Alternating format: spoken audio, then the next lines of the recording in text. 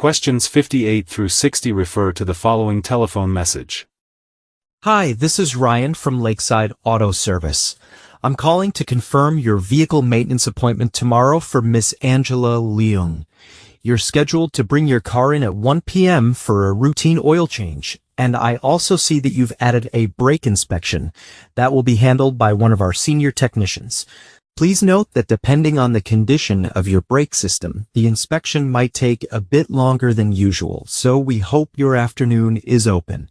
Oh, and our records show that payment has already been received for the services scheduled tomorrow, so no checkout will be necessary after the work is done.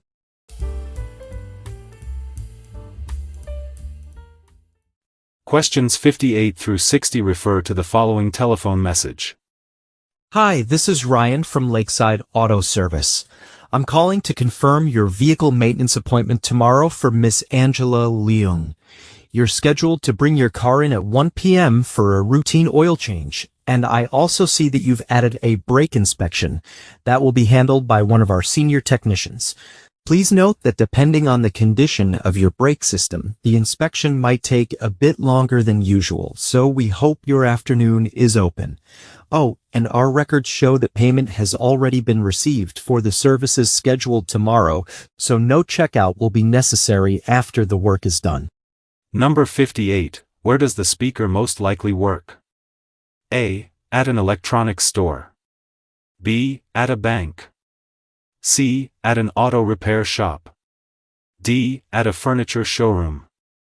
Number 59. What does the speaker imply when he says, "We hope your afternoon is open"? A. Extra services may be added later. B. The appointment might be rescheduled. C. More technicians will arrive. D. The service might take a long time. Number 60. What does the speaker say has already happened? A. Payment has been made. B. Car rental has been arranged. C. A part has been delivered. D. An inspection form has been signed.